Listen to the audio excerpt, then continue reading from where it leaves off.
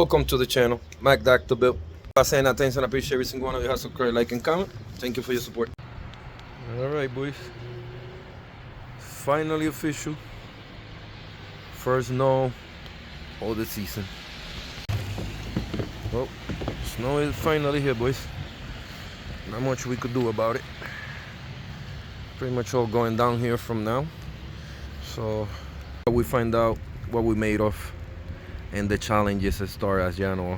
Right, so this time last year, we had the garage. I just had to take it down not too long ago. A little bit of dispute with my landlord, differences after 3 years. So everything had to come off. The garage ended up being turned down. I sold my car pot, being that I couldn't have it, get my money back a little bit. So yeah, this is pretty much the outcome on the challenges in working and doing car work on the winter time. Was so convenient to have both of the garages, but if you can't, you can. So again, I'm in the choose of many of ya. That doesn't mean that stop us or that we are stopping. But yeah, figure put the carts over here. Now that we got more space for the time being in this place, I'm making what's best of it. Usually I had to clean this off, clean inside there, clean on top of the freaking garage, about 400 or 500 pounds of snow. Like, it was a struggle. At least 2.5 hours cleaning the roof on the garages to make sure it doesn't cave in, cleaning the side so I could walk, you know, cleaning this out here, cleaning the sidewalk, cleaning the cars itself. It's a lot of maintenance and a lot of work that just drains your energy a little bit if you're not into it too much. But what can we do, boys? Got the Honda Accord, the CB7 right over here. I try and sell this for a little bit. Talk about this a little bit. FB market is a joke lately. Let me talk about that. Had the car posted for like 2,000, then I put it for like 1,800, 1,600, 1,500. People's full of shit. Where else you gonna get an 93 Honda CB7 running condition with a brand new inspection, brand new alternator that's running for $1,500? It just shows you how greedy and how stingy the FB marketplace has come. And sometimes you get lucky, sometimes you get unlucky. My point is, before I give this car to anybody for $1,000, I will literally keep it and just drive this shit to the ground. So if I got the car in the channel still, plans will be in the future to redesign the whole CB7. Of course, once it'll be when my girl get her car, so I could start moving and doing my things. So the next step would have been, or the first step will be on this, is to transmission swap the car from auto to manual. That will be the first step. But before we do that, if the car we still got it, I want to buy the rocker panels, so we could do the rocker panels like we always do the body work, fix the trunk, replace the hood and the window. But again, it's not going to be anytime soon. I may acquire the parts and just have them safe for when I have a chance, or snow certainly stops a little bit, I could work on. Also, my Mazda RX-7, I put it in the market because I'm trying to get some money to make some different move. I didn't want to sell it. I'm not selling it, but I posted it. I'm gonna say this with the most respect, being disrespectful. Do not give a shit. I'm tired of being respectfully. This Mazda RX-7 community is so fucked. People always talk mad shit about Honda owners, that we suck with this and that, but there's no other shadier car community than the fucking Mazda RX-7. Like, I regret sometimes having a fucking RX-7 because that's all everybody talk about. It's an icon for sure, but nobody fucking respects anything about it. From prices, from how hard finding the parts, to the conditions that you have it, to storage in it, none of that. This car is worth $5,000 all fucking day. I don't want to hear it. It's a 13 BGSL SE. engine with the trans, wheels. Body is in good condition. I have kept it up to date, so I have done my work with it. Car's got 118,000 miles original in the odometer. 118,000 miles. How many can say they got under 100,000 miles in their Honda nowadays? I don't. My car got 290 something, almost 300,000 miles in the odometer, because the engine that I put in is only got 108,000 miles. That was from the EK truck, just to clear the fight with anybody. So my point is, I posted these 2 cars to get some extra money this week, and I had nothing but fucking bad luck with everybody on Facebook. That's why I said fuck Facebook. And excuse my French, I'm tired of watching my manners and everything, because people just bother you from sleep, messaging. They full of bullshit. The first people that cap is Hispanic people, and I'm Puerto Rican and I'm Hispanic. 8 out of 10 people that text me or wanted to contact me for the car was fucking Puerto Rican, just like I am. And maldita lo sea, because they full of shit. They'll tell you a fucking story. Oh, call me, Papa, please. I'm interested. That's the 4th time somebody made me call them about the fucking car. Waste an hour talking about the car, this and that, and bullshit about Puerto Rico. I don't give a fuck about that shit no more. I don't live in Puerto Rico no more. I live in the United States, so get with the program. The program is that, or the problem is that they just want to be playing games with you. Well, he wanted to retire in 2 years, take the car to PR. Bullshit, he had the money. Story show out of $5,000 that I had the car posted, because the car is not finished. Good motor, good transmission, and needs to get put on muffler from the headers down to the back. I got the tail muffler itself. That's all I need. And people's acting like it needs a fucking engine, a transmission, it's a rolling chill. It's a fucking functional running car. Restore like anybody else. These cars go anywhere from $6,000 to $12,000, $15,000 all fucking day, depending on the condition. Do not insult anybody that got an RX-7 in the future that you guys are looking for, if you're into it. I'm saving you from the pain and the headache of getting insulted.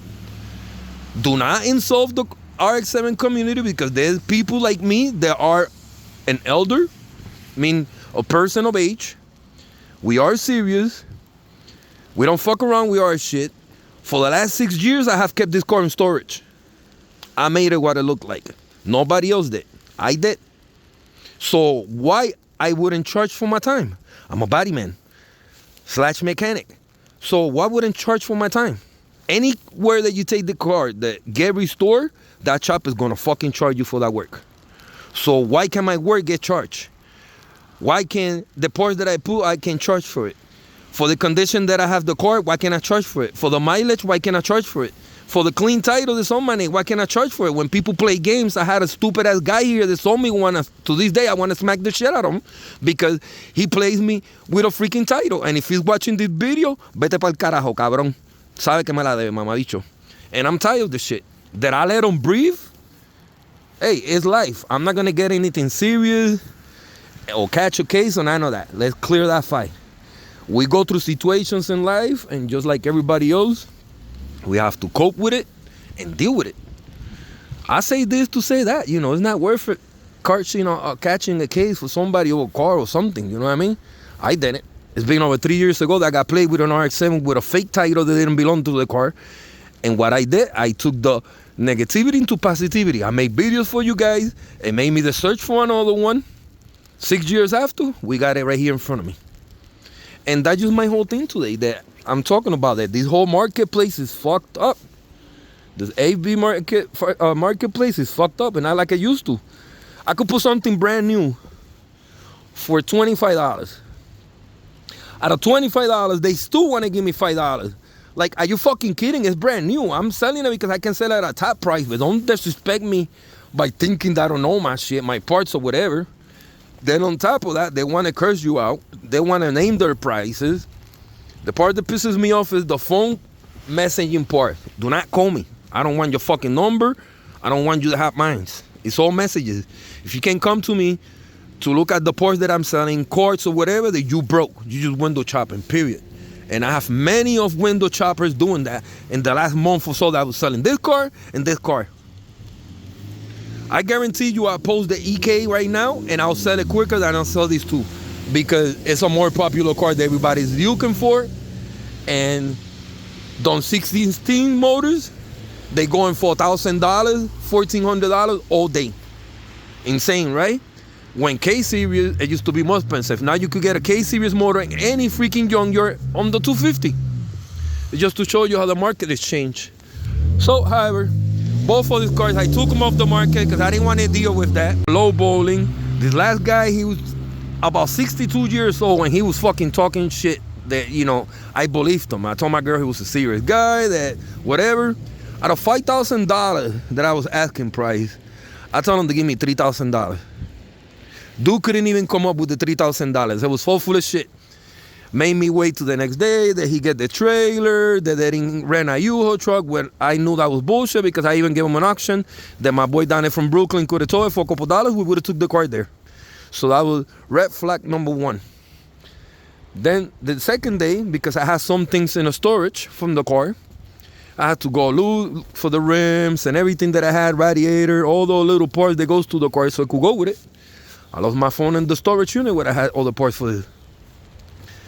So it just been a heck of a weekend.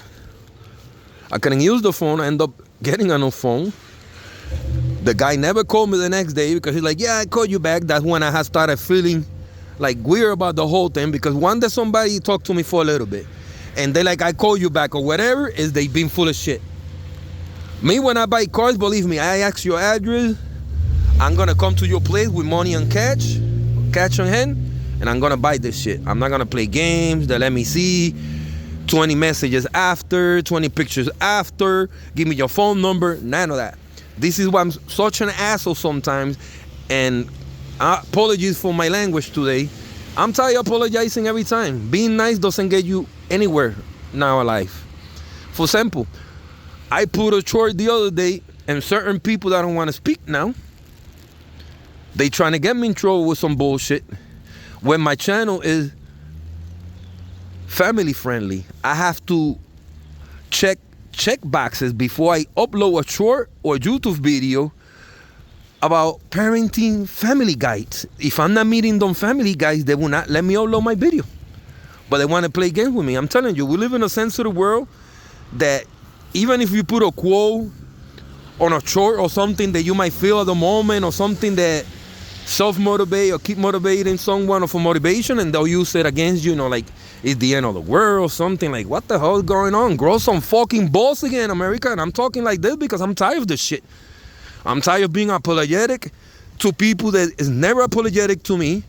I'm tired of being the nice one when I been a decent person all my fucking life, and they make me to be the bad guy just because I got a fucking attitude. Show me one person that don't got an attitude. Show me a person that drop F-bombs. Show me a person that do not get mad. That's why my name is the Mac Doctor. Doesn't mean I'm running a fucking code. Doesn't mean I got a fucking gang. Doesn't mean I'm shooting people. I'm just a person. And the name being Mac Doctor doesn't mean shit. That's just my name, because I create shit. It's the story, like a funny story, like Igor and the Creator. Same thing. What I do, I create things. So that's my fucking narrative with the Mac Doctor Bill bullshit. For those that got a fucking problem with my name, there you go. Not changing my name. This is who I am. Many people know me for like this. I done so much good for the community in videos and DIYs and everything that I have never thought that I'm better than anybody. But I'm no worse either. So I'm just telling you guys some of the things that I do struggle.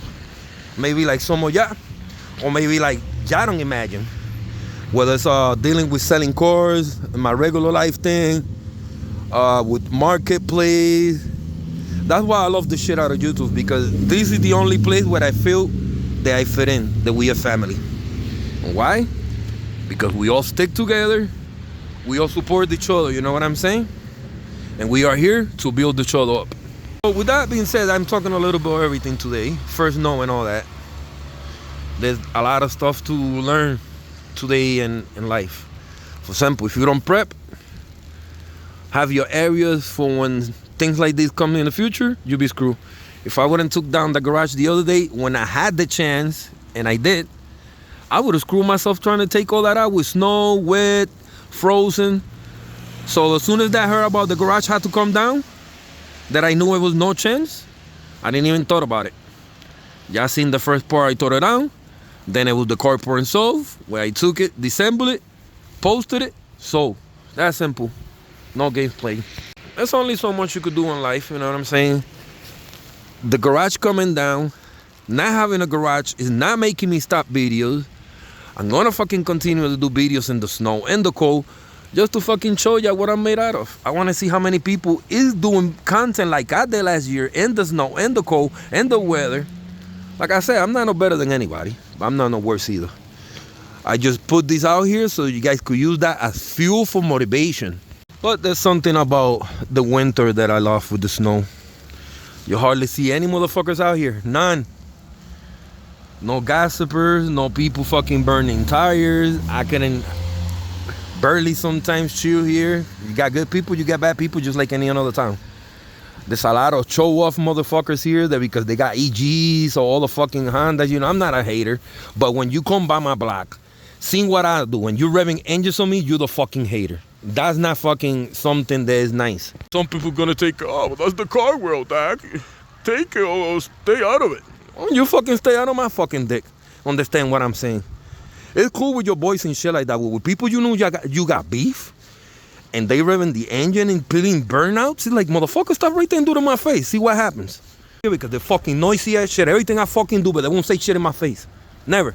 So sometimes you gotta know how to show your circle.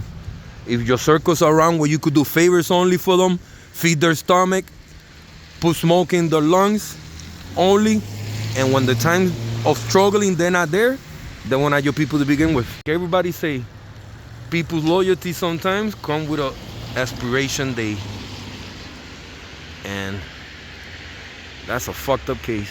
So I stay to myself. I keep doing what I have to do. I try to motivate as many people I can besides myself. I'm not a role model. Don't consider me a role model. I'm not the worst either, because while people is killing people, they doing activities in the street that might be illegal, I'm over here trying to self-motivate people and encourage them to keep pushing through life no matter what life throws at you. Because life could be a bitch sometimes and play dirty moves on you.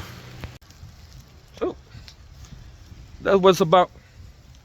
Always stay moving, always do what you gotta do. Beautiful snow. Such a pain in the ass. But sometimes the snow is my friend. You don't see nobody. Think people gonna come help me clean the cars, shovel the cars, to pass the snow blowers? You got something coming. They won't even stopping them the cars. Now when they see me building and painting and fabricating, oh wow, I didn't know it was. If you put in the work, don't ask for the credit. Simple. If you didn't put in the work, don't ask to take any credit, because no credit was given to you for not putting any work. Well, so much for the snow, boys. Like I said, we have to put in the work.